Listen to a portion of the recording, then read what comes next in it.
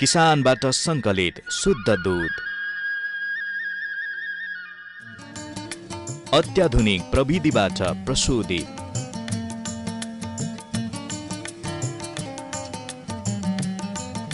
मिसावट रहित NMC dairy product,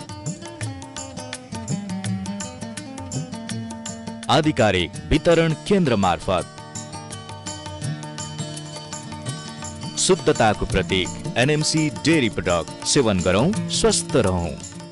Shri सतासी बहुमुखी सहकारी संस्था लिमिटेडको पूर्ण स्वामित्वमा सञ्चालित सतासी डिपार्टमेन्ट स्टोर दैनिक उपभोग्य सामग्री, पूजा सामग्री, गिफ्ट आइटम, कस्मेटिक आइटम, खेलौना, पेय पदार्थहरूका साथै सम्पूर्ण घरायसी सामग्रीहरू सुपथ मूल्यमा खरिद गर्नका निम्ति हामीलाई सम्झनुहोस्।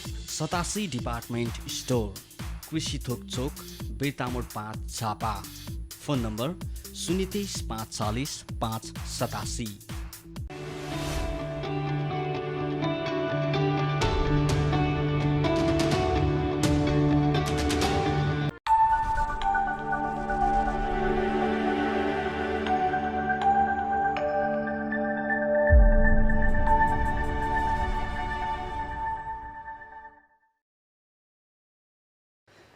प्रिय दर्शकवृन्द, नमस्कार तथा न्यानो सहकारी अभिवादन। नेपालको सहकारी अभियानलाई अग्रगति प्रदान गर्न तथा सहकारीको अन्तर्राष्ट्रिय सिद्धान्तलाई सार्थक बनाउन सहयोग पुगोस् भन्ने उद्देश्यका साथ यो कार्यक्रम प्रस्तुत गरिएको छ। कार्यक्रम साझा सहकारी मञ्च प्रत्येक महिनाको पहिलो र तेस्रो बुधबार बेलुकी 8:30 बजे सूर्योदय टेलिभिजन र हिमशिखर टेलिभिजनबाट एकसाथ प्रसारण हुने गर्दछ। यो सँगै www.sajamanch.com, साझा मञ्चको अफिसियल फेसबुक पेज र युट्युबबाट पनि एकैसाथ प्रिमियर भइरहेको छ। प्रस्तुत कार्यक्रमलाई तपाईसम्म पुर्याउन नेपाल बहुउद्देश्य सहकारी संस्था लिमिटेड, कर्णाली बचत तथा ऋण सहकारी संस्था लिमिटेड र सिमरिक बचत तथा ऋण सहकारी संस्था लिमिटेडले प्रायोजन गरेका छन्। यसैगरी सतासी बहुउद्देश्य सहकारी संस्था र प्रदेश सहकारी रजिस्ट्रार कार्यालय इटहरीले कार्यक्रम उत्पादनमा वित्तीय सहयोग जनाएका छन्। दर्शकवृन्द, विगत 6 वर्षदेखि बहुव्यवसायमा अग्रसर नेपाल बहुउद्देश्य सहकारी संस्थाको पूर्ण स्वामित्वमा सञ्चालित तेस्रो व्यवसाय एकीकृत नमुना कृषि फर्मको बारेमा तयार गरिएको रिपोर्टलाई साझा सहकारी मञ्चको आजको अङ्कमा पहिलो सामग्री बनाएका छौँ। कार्यक्रमको दोस्रो सेगमेन्टमा सहकारी संवाद प्रस्तुत गरिनेछ। आजको अङ्कको लागि हामीले सहकारी अभियन्ता महेन्द्र कुमार गिरीलाई अतिथि बनाएका छौँ। सेयर सदस्य सङ्ख्या, वित्तीय कारोबारको वासलात अङ्क तथा धेरैवटा जिल्लामा कार्यक्षेत्र विस्तारित नेपालकै अग्रणी सहकारी संस्था सारा नेपाल साकोसका कार्यकारी प्रमुख गिरीसँग सारा साकोस सहित सहकारी अभियानका विविध पक्षहरूका बारेमा केन्द्रित रहेर संवाद गरेका छौँ। सुरु गरौँ कार्यक्रमको पहिलो सेगमेन्ट सहकारी रिपोर्टबाट। बहुव्यवसायमा अग्रसर मुलुककै अग्रणी नेपाल बहुउद्देश्य सहकारी संस्था एनएमसी झापाको तेस्रो व्यवसाय एकीकृत नमुना कृषि फार्मले बिस्तारै लक्षित मार्ग पहिल्याउन थालेको छ। वित्तीय व्यवसाय र डेरी व्यवसायपछि संस्थाले कृषि फार्म सुरु गरेको हो। मेचीनगर नगरपालिका वडा नम्बर 14मा 16 बिघा जमिन किनेर एनएमसीले कृषि कर्म गरिरहेको छ। उक्त जमिन सम्याउँदै विभिन्न फलफुलका बिरुवा रोप्ने, जमिनलाई चक्लाबन्दी गरी वर्गीकरण गर्ने, गाई पालनको लागि गोठ बनाउने, माछा पालनको लागि पोखरी खन्ने, साइलेज पीठ बनाउने, कृषि औजारहरू राख्ने सेड निर्माण गर्ने लगायतका कामहरू सम्पन्न गरिएको छ। पछिल्ला दिनहरूमा कृषि फार्मले बिस्तारै गति पनि लिन थालेको देखिन्छ। सिजन अनुसारका सागसब्जी उत्पादन भइरहेको छ। माछा उत्पादनले यो वर्ष लगानी उठाएर नाफा पनि कमाएको छ। गाईगोठमा रहेका 45वटा मध्ये 10वटाले निरन्तर दुध दिइरहेका छन्। गाईगोठ नजिकै बनाएको अर्को गोठमा बाछा बाछीहरू रमाइलो पाराले उफ्रिरहेका देखिन्छन्। चारैतिर हराभरा बनाइएको छ। सबै जमिनमा कुनै न कुनै बाली लगाइएको छ।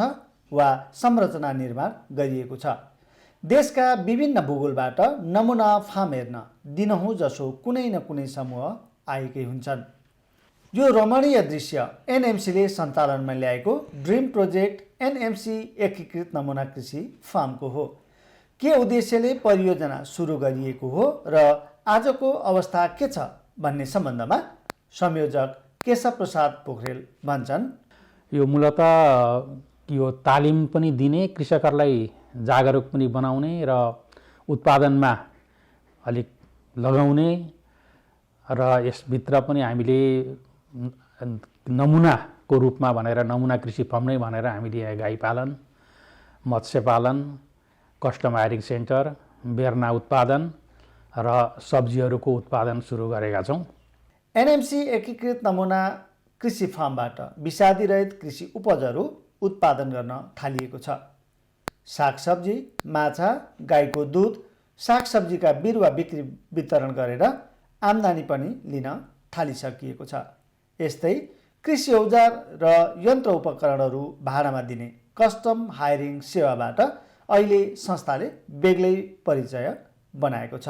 फार्मका संयोजक पोखरेलका अनुसार फार्म सञ्चालनको लागि संस्थाको जगडा कोषबाट 16 करोड रुपैयाँ लगानी गरिएको छ भने प्रदेश सरकारले पनि 2 करोड 18 लाख रुपैयाँ बराबरका यन्त्र उपकरणहरू अनुदानमा दिएको छ।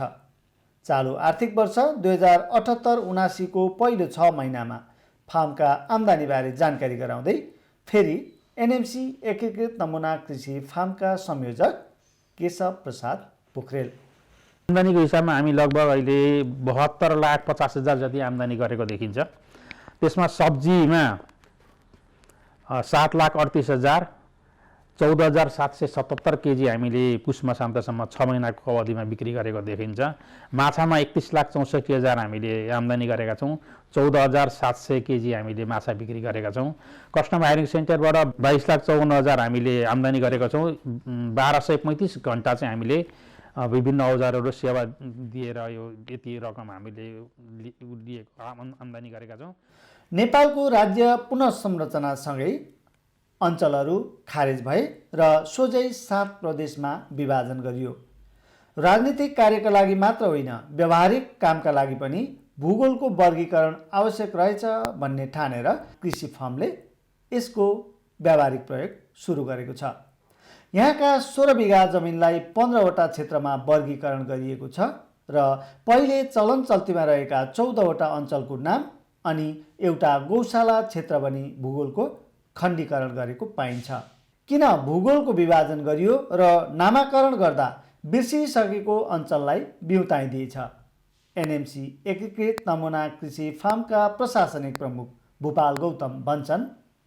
हामीले यहाँ भएका चाहिँ जुन भूगोललाई मसिनो ढङ्गले माइक्रो एनालाइसिस गरेर भूगोलमा विभाजन गरेर त्यसमा चाहिँ प्रोडक्टिभिटी कसरी बढाउन सकिन्छ, उत्पादन कसरी बढाउन सकिन्छ र त्यसलाई पहिचान गर्ने कसरी त हामीले जस्तो 16 बिघामा कुन क्षेत्रलाई चाहिँ कुन बाली लगाएको छ, विगतमा चाहिँ बाली लगाएको आधारमा नामाकरण गर्थ्यौँ भन्दाखेरि त्यो बाली त अस्थायी हुन्छ जहिले पनि। त्यसकारण त्यसको स्थायी पहिचानको लागि पनि हामीले नामाकरण गर्ने सोच बनायौँ। नामाकरण गर्दाखेरि के गर्ने त भन्दाखेरि सबैलाई सुट हुने खालको, सबैले स्वीकार गर्न सक्ने खालको र सबैले अपनत्व फिल गर्न सक्ने खालको चाहिँ हामीले अञ्चल नै उपयुक्त लाग्यो र अञ्चलको आधारमा हामीले नामाकरण गऱ्यौँ। एनएमसी एकीकृत नमुना कृषि फार्ममा हालैदेखि सञ्चालनमा ल्याइएको कस्टम हायरिङ सेवाले आसपासका किसानलाई निकै भरथेक गरिरहेको छ। किसानलाई निजी संस्थाहरूले भाडामा लिने भन्दा 15% न्यून दरमा 42वटा यन्त्र उपकरणहरू भाडामा दिँदै सेवा प्रवाह गरिरहेको संस्थाका प्रमुख कार्यकारी अधिकृत लक्ष्मी प्रसाद उप्रेतीको भनाइ छ। कृषि क्षेत्रसँग सम्बन्धित यन्त्र उपकरणहरू कृषकलाई भाडामा दिने ती कस्टम हायरिङ सेवा। कृषि क्षेत्रमा जनशक्ति प्रयोग गर्दा महँगो हुन्छ, मान्छेले त्यो महँगो जनशक्ति किनेर काममा लाउनै सक्दैनन्। त्यही काम कृषि यन्त्र उपकरणले त्यहाँ गर्ने हो भने सस्तो लागत बन्छ, तर किन्नको लागि ठुलो पैसा लाग्छ, किसानले किन्न सक्दैन। एनएमसी एकीकृत नमुना कृषि फार्ममा हाल 40 जनाले नियमित रोजगारी पाइरहेका छन्।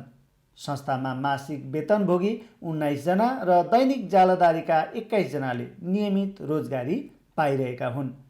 प्राविधिक कर्मचारी, मासिक जालदारीले पनि कार्यालयको नियमअनुसार साप्ताहिक बिदा पाउने पर्व बिदा पाउने नीतिअनुसार काम लगाइएको प्रशासनिक प्रमुख गौतम बताउँछन्। एनएमसीका अरू व्यवसायहरू डेरी, वित्त व्यवसाय, सहकारी पसल र चिया उद्योग जस्तै कृषि फार्म पनि उपभोक्ता र सदस्यको रोजाइमा पर्न सकुन्, शुभेच्छा तथा शुभकामना। सहकारी अभियान अब एउटा यो संविधानकै होइन 3 खम्बा मध्ये एउटा खम्बाको रूपमा रहेको सहकारी अभियान राम्रै हिसाबमा चलिरहेको छ होइन। र यो अहिले केही छिटपुट रूपमा होइन काठमाडौँ लगायतका केही संस्थाहरू चाहिँ जो सिभिल कोअपरेटिभ लगायतका केही सहकारी संस्थाहरूमा समस्या भएको कारणले गर्दाखेरि सहकारी प्रति नै नकारात्मक हुन सक्ने अवस्था चाहिँ छ। र अर्को कुरा चाहिँ यो तरलताले यो को सही व्यवस्थापन गर्न नसक्दाखेरि कतिपय सहकारी संस्थाहरूलाई अप्ठ्यारो परेको अवस्था छ। तर पनि अब एउटा गरिबी निवारणको एउटा महत्त्वपूर्ण माध्यमको रूपमा सहकारीलाई लिएको छ।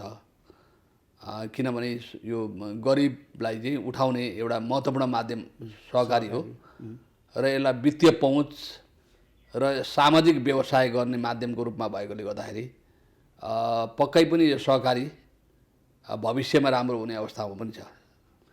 यहाँले तरलताको विषयलाई कोट्याउनु भयो। हामी मङ्सिर पछाडि साँच्चै बचत फिर्ता गर्न नसक्ने अवस्थामा कतिपय सहकारी संस्थाहरू पुगे। के कारणले चाहिँ यो तरलताको सङ्कुचनको अवस्था आयो? यसको कारण, असर र प्रभावका बारेमा भन्नु। तरलताको असर त अब ब्याङ्क तथा वित्तीय संस्थाहरू सहकारी संस्थालाई परेको छ। अब त्यसको मुख्य कारण भनेको त अब राष्ट्र ब्याङ्कको एउटा नीतिको कुरालाई भयो। त्यस पछाडि यो चाहिँ वैदेशिक जुन पैसाहरू होइन विदेशी मुद्रा चाहिँ बाहिर जाने कुरा जो चाहिँ हाम्रो चाहिँ विभिन्न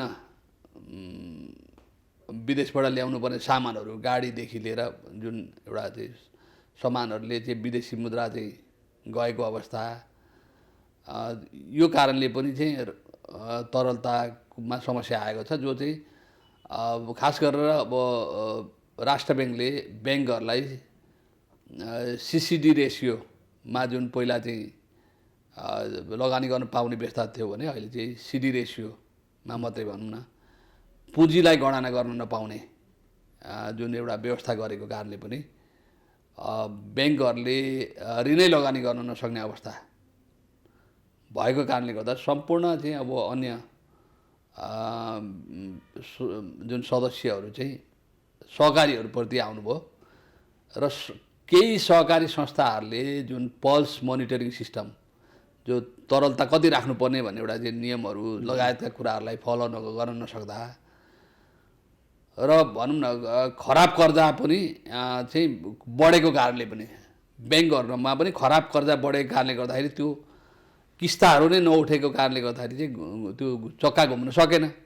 त्यो कारणले पनि चाहिँ यो तरलतामा समस्या आएको जस्तो लाग्छ। सरकारले चाहिँ अब सम्पूर्ण चाहिँ बजेट खर्च नगरेको कारणले गर्दाखेरि पनि जुन चाहिँ अब चलायमान हुनुपर्ने पैसाहरू चलायमान भएको छैन होइन।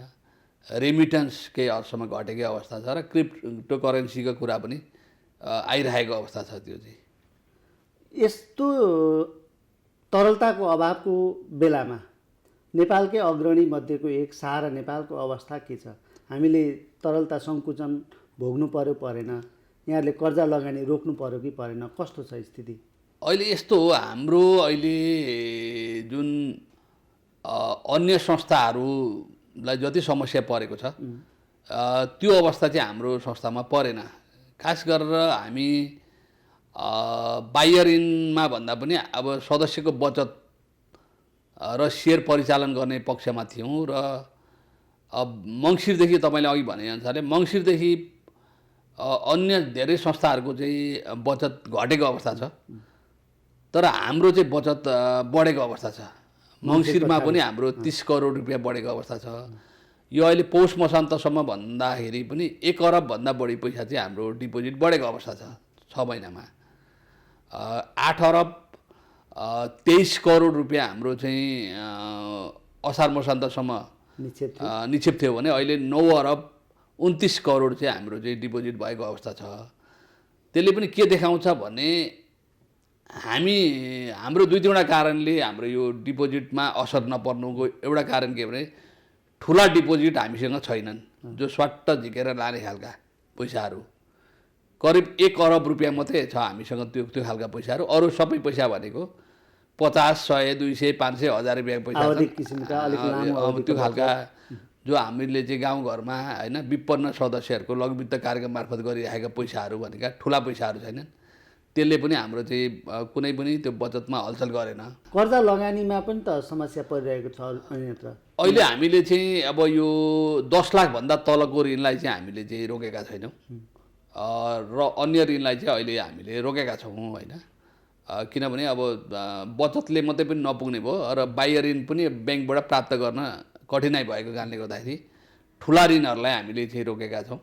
यद्यपि हामीले क्रमशः आवश्यकता पर्नेहरूलाई क्रमशः हामीले साप्ताहिक रूपमा हेरेर हाम्रो फन्ड हेर्दै त्यो बचत बढेको आधारलाई हेर्दै त्योभन्दा बढी पनि ऋणलाई लगानी गरिरहेको छ। तर समग्रमा भन्नुपर्दा 10 लाखभन्दा माथिको ऋणलाई रोकिएको छ र 10 लाखभन्दा तलको ऋणलाई खुला गरिएको छ। यहाँ यो सारा नेपालमा हाम्रो सञ्चालक समितिको कार्यावधि सकेको 1 वर्ष पुरा हुनै लागेको छ। अहिलेसम्म पनि नयाँ सञ्चालक समिति गठन भइसकेको अवस्था छैन। सञ्चालक समिति नहुँदा कर्मचारीहरूले मात्रै यो व्यावहारिक रूपमा कसरी संस्था सञ्चालन गरिराख्नु भएको छ, अथवा सञ्चालक समिति भए पनि कार्यवाहकका रूपमा अहिले चाहिँ कार्यकारिणी नभएको अवस्था हो नि त, त्यो अवस्थामा कसरी चलिरहेको छ संक्षिप्तमा यसलाई? सञ्चालक अब समिति गठनलाई एउटा सर्वसम्मत रूपमा गर्ने प्रयासमा हामी लागिरहेको अवस्था छ। अब सर्वसम्मत गर्दाखेरि अब एउटा स्वाभाविक रूपमा अब 1,55,000 भन्दा बढी सदस्य भएको संस्थामा र यो एउटा चाहिँ एउटा रेनुन संस्था भएकोले गर्दा आकाङ्क्षीहरू थुप्रै हुनुभएको छ र त्यसलाई चाहिँ हामीले सबै साथीभाइहरूलाई यो चाहिँ चुनाव गराउन हामीले 1,50,000ले नै मतदान गर्नुपर्ने एउटा ठुलो कठिनाइ भएको कारणले गर्दाखेरि अब सर्वसम्मतमा जाउँ र एउटा चाहिँ पालो पालो गरेर अध्यक्ष हुनुहोस्। क्रमशः हामी नै अब साथीभाइ नै छौँ, हिजो अस्ति दुःख गरेकै साथीभाइ छौँ। त्यसले गर्दा सर्वसम्मतको प्रयास हाम्रो जारी छ। यद्यपि सर्वसम्मत भइसकेको अवस्था छैन, तर सबै साथीहरू सर्वसम्मत गर्नुपर्छ भन्ने पक्षमै हुनुहुन्छ सर। उम्मेदवारी दिने मानिसहरू पनि सर्वसम्मतको पक्षमै हुनुहुन्छ, सर्वसम्मत गर्ने पक्षमै हुनुहुन्छ। तर किन ढिलो भइरहेको छ? त्यही हो, अब अघि भने नि अब पदाधिकारीमा धेरै साथीहरू आउन खोज्ने, अब सीमित सङ्ख्या छ। अब सदस्यमा पनि आउन खोज्ने, खास गरेर पदाधिकारीमा आउने जुन एउटा जोड बल छ त्यसमा सबै साथीहरूको आकाङ्क्षा छ। त्यसमा फेरि म यसलाई नराम्रो पनि भन्दिनँ होइन, किनभने त्यो आउन खोज्नु नराम्रो होइन। संस्थाप्रति अब त्यो चार्मिङ भएको अवस्था छ। केही गर्छु भन्ने खोज्ने साथीहरू नै आउन खोजिराख्नु भएको छ। तर समस्या अब त्यो सर्वसम्मत जुटाउनलाई हामीलाई धेरै कठिनाइ चाहिँ भएको अवस्था छ। अब अलिकति सारा सभातर्फ प्रवेश गरौँ। सारा नेपालकै अग्रणी मध्येको एक, त्यसमा पनि युनिक प्रोग्रामहरू ल्याएर सदस्य लक्षित युनिक कार्यक्रम ल्याएर त्यसमा पनि नाम कमाएको संस्था।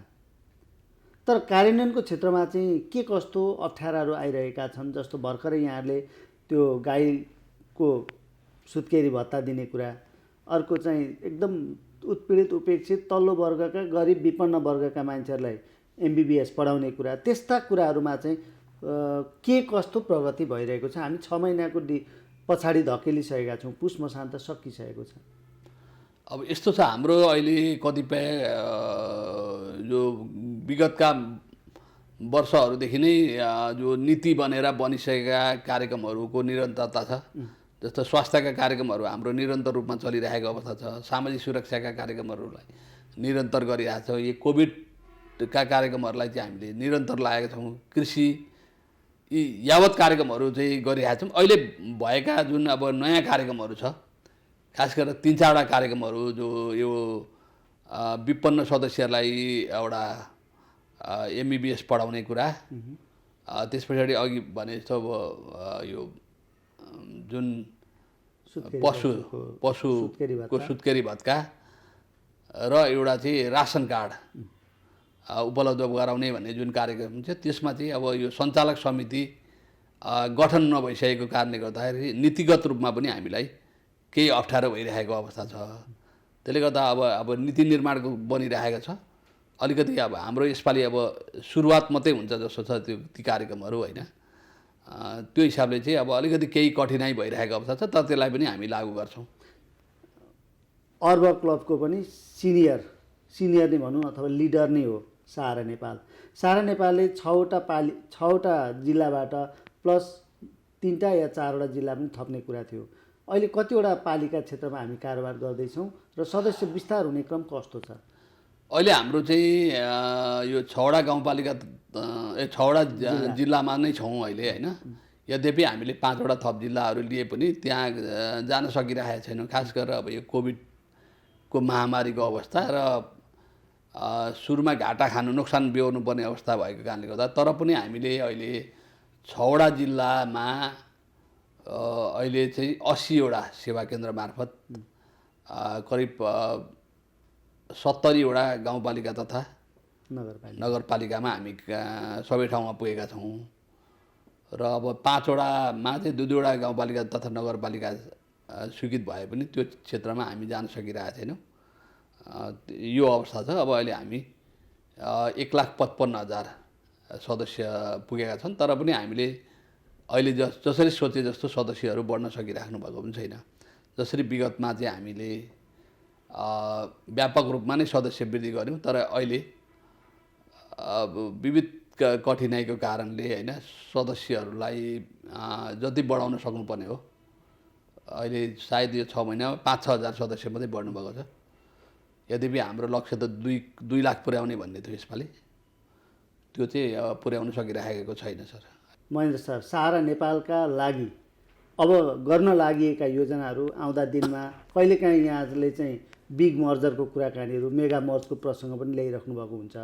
यो मेगा मर्ज यसै चर्चाका लागि गरिएको हो कि यसका लागि कुनै एक्सर्साइज प्रयासहरू कुनै संस्थासँग कुराकानी भइरहेको छ कि यहाँकै शब्दबाट सुनौँ न। होइन, अहिले हामीले अब कतिपय संस्था बलियो भयो भने चाहिँ सदस्यलाई फाइदा पुग्छ भन्ने अवधारणा हाम्रो संस्थाले लिएको छ र त्यो अनुसारले नै हामीले हाम्रो नीति तथा कार्यक्रममा नै हामीले त्यो राखेका छौँ र हाम्रो साधारण सभाबाट हामीले आह्वान पनि गरिसकेका छौँ होइन। अब त्यो ठाउँमा हामीले चाहिँ अब प्रदेश 1मा रहेका ठुला 1 अरबभन्दा माथिका ठुला संस्थाहरूलाई हामीले प्रस्ताव पनि गरिसकेका छौँ। मन मिल्ने पनि हुनु पर्यो होइन, कुरा मिल्ने पनि हुनु पर्यो र भविष्यमा विषय मिल्ने पनि हुनु पर्यो र अर्को चाहिँ अब त्याग गर्न सक्ने साथीहरू पनि हुनु पर्यो। अब मुख्य अहिलेसम्मको हामीले सर हेर्दाखेरि यो चाहिँ सञ्चालक समितिमा बस्ने अध्यक्ष हुने मोह र कार्यकारी प्रमुख हुने मोह धेरै भएको कारणले गर्दाखेरि कतिपय मर्ज भइसकेका पनि चाहिँ मर्ज नभएको अवस्था छ र हाम्रो संस्थाले चाहिँ त्यसलाई चाहिँ एउटा खुला रूपमा राखेको छ र केही 1 अरबभन्दा बढीका 4-5वटा संस्थाहरूसँग हामीले कुरा पनि गरेका छौँ। कतिपय संस्थाहरू अहिले नै पनि तयारी हुनुभएको छ, ल मर्ज अहिले गरौँ भन्ने अवस्थामा पनि हुनुहुन्छ। अर्को चाहिँ कतिपय अवस्थामा बिस्तारै जाउँ होइन, छलफल गर्दै गरौँ, मन मिल्दै जाओस्, कुरा मिल्दै जाओस् भन्ने खालको कुरा पनि हाम्रो आएको अवस्था छ र त्यसरी नै हामीले कुराहरू अगाडि बढाइरहेका छौँ। अन्ततः अब मेरो धारणा भनेको चाहिँ कतिपय कुरामा त्याग गरेर पनि ठुलो संस्था बनाउनुपर्छ भन्ने मेरो चाहिँ व्यक्तिगत धारणा पनि हो र त्यसलाई संस्थागत धारणा पनि हामीले बनाएका छौँ। बिग मर्जर हल्ला मात्रै होइन, एउटा अवधारणा मेगा मर्ज नै हामीले गर्ने भन्ने सुझाएका छौँ र त्यसमा कतिपय संस्थाहरू त तयार पनि भइसक्नु भएको छ। तर पनि हाम्रो अब यो नयाँ सञ्चालक समिति आएपछि अनि चाहिँ हाम्रो त्यो कुरालाई अलिकति अगाडि बढाउने भन्ने पक्षमा कार्यरूप दिनको निम्ति सञ्चालक समिति चाहियो। महेश सर, कुराकानीको अन्तिममा छौँ। हामी सूर्योदय टेलिभिजन र हिमशिखर टेलिभिजनबाट यो सरसँगको कुराकानी अन्तर्संवाद प्रसारण गरिरहेका छौँ। अन्त्यमा आम सहकारी कर्मीलाई सारा नेपालको कार्यकारी प्रमुख, राष्ट्रिय सहकारी ब्याङ्कको सञ्चालक समितिको सदस्य, जिल्ला सहकारी सङ्घको उपाध्यक्ष लगायत जिम्मेवारीमा हुनुहुन्छ, के भन्नुहुन्छ आम सहकारी कर्मीहरूलाई? सम्पूर्ण सहकारी कर्मी मित्रहरूलाई चाहिँ मेरो के अनुरोध छ भने अब यो लहरको भरमा होइन र एउटा चाहिँ कुरै नबुझिकन चाहिँ सहकारी नचलाउँ होइन। अब त्यसको लागि तपाईँहरूको स्पष्ट भिजन, दूरदृष्टि चाहियो क्या। अब मेरो संस्थालाई कहाँ पुर्याउने र त्यो अनुसारको चुस्त दुरुस्त व्यवस्थापन हुनु पऱ्यो क्या। वित्तीय ज्ञान र वित्तीय विश्लेषण सहितको टिम र त्यो कार्ययोजना सहितको कार्यक्रमहरू ल्याएर होइन एउटा चाहिँ सानै संस्था भए पनि त्यसले राम्रो काम गर्न सक्छ, एउटा गुणस्तरीय सेवा पनि दिन सक्छ र एउटा सदस्यको लागि मन छुने कार्यक्रमहरू पनि ल्याउन सक्छ। त्यो एउटा छ भने अब के अरे खालि बचत तथा ऋण मात्रै नगरेर उसको चाहिँ त्यो कोषमा भएका पैसाहरूलाई चाहिँ सदस्यमा अलिकति चाहिँ सामाजिक क्षेत्र र सदस्यको लागि चाहिँ केही न केही खर्च गर्ने परिपाटी गरौँ। त्यो चाहिँ यसो देखाएर जगडा कोषमा मात्रै हाल्ने खालको सोच नबनाऊँ। त्यसले गर्यो भने सबै सहकारीहरूले त्यसरी गर्यो भने सदस्यको आर्थिक जीवन स्तर उठाउन र समुदायको लागि चाहिँ सहकारी चाहिन्छ नै भन्ने खालको अहिले भनेको छ नि। अब संविधानले नै चाहिँ अब समाजवादतर्फ उन्मुख भने कसरी उन्मुख हुने त भन्दाखेरि यो सहकारी एउटा माध्यम हुनसक्छ क्या। किनभने यसले चाहिँ समुदाय र सदस्यको लागि चाहिँ धेरै ठुलो कुराहरू गर्न सक्छ होइन। र सहाराकै कुरा गर्नुहुन्छ भने पनि हामी अबको एउटा निश्चित समयभित्रमा 1 खरब पुर्याउने एउटा सपनाका साथ र सदस्यलाई अझ बढी सुविधा दिने सपनाका साथ हामी अगाडि बढेका छौँ।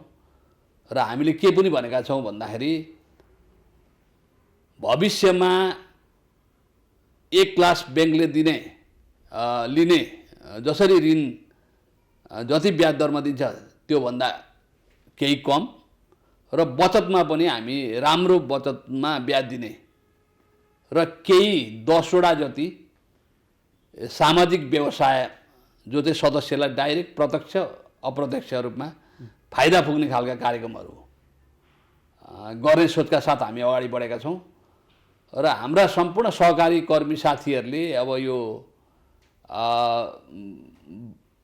सहकारी भनेको चाहिँ भाग्ने सहकारी हो, पैसै दिन नसक्ने सहकारी हो जस्तो नबनाऊ र एउटा चाहिँ चुस्त दुरुस्त व्यवस्थापन र एउटा चाहिँ एउटा दूरदृष्टि राख्ने एउटा सञ्चालक तयार गरेर हामी अगाडि बढ्यौँ भने जस्तो सुकै संस्था पनि एउटा चाहिँ माथिल्लो शिखरमा पुग्न सक्छ भन्ने कुराहरू म राख्न चाहन्छु र सबैलाई त्योतर्फ लागौँ र एउटा सहकारी अभियानलाई एउटा माथिल्लो तहसम्म पुर्याउँ भन्न पनि म अनुरोध गर्दछु।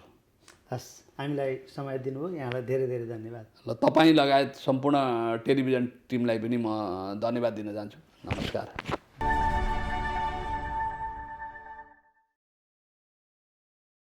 दर्शकवृन्द, यिनै प्रस्तुतिहरूसँगै कार्यक्रमका लागि निर्धारित समय सकिएको छ।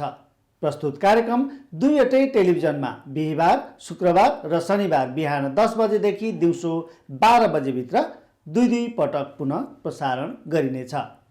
साथसाथै www.sajamanch.com लगइन गरी तपाईँले चाहेको समयमा विश्वभरबाट हेर्न पाइनेछ भने साझा मञ्चका सबै प्रस्तुतिहरू युट्युबमा पनि उपलब्ध भइरहेका छन्। प्रस्तुत कार्यक्रमलाई तपाईँसम्म पुर्याउन वित्तीय सहयोग गर्ने एनएमसी झापा, कर्णाली साकोस र सिमरिक साकोस तथा प्रदेश सहकारी रजिस्ट्रार कार्यालय इटरी तथा 87 बहुद्देशीय सहकारी संस्थाप्रति हामी हार्दिक आभार व्यक्त गर्दछौँ। हवस् त, यतिन्जेल कार्यक्रम हेरेर साथ दिनुभएकोमा तपाईँ सम्पूर्ण दर्शक महानुभावहरूलाई धेरै धेरै धन्यवाद। कार्यक्रम साझा सहकारी मञ्चको सम्पूर्ण युनिटसहित मलाई पनि बिदा दिनुहोस्। नमस्कार, जय सहकारी।